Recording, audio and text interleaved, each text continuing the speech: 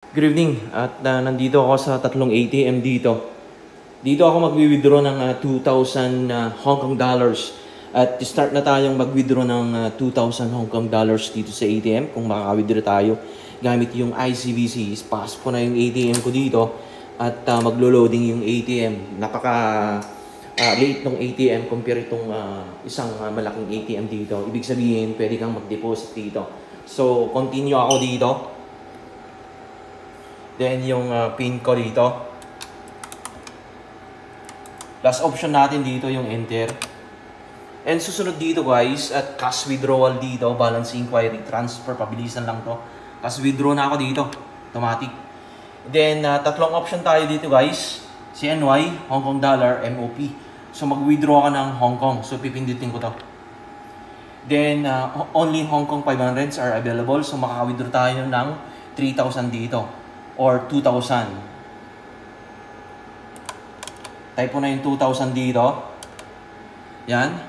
At mag-i-enter na ako ng in-enter ko na. Hintayin na mag-loading yung ATM at Hong Kong dollar yung withdraw ko dito. So, maghintay tayo.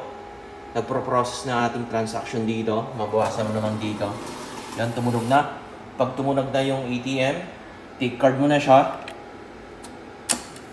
Kunin mo na yung ATM dito. So, naka-withdraw na tayo ng Hong Kong dito.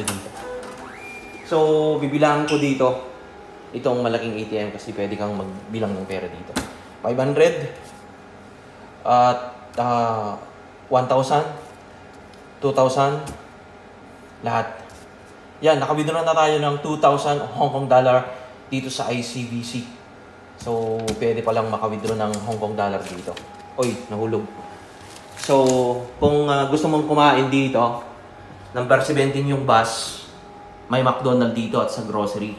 Park and shop po yung nakikita mo dito. Yan, McDonald's yan. Pero close na sila ngayon kasi ang oras na ngayon is 1 AM in the morning.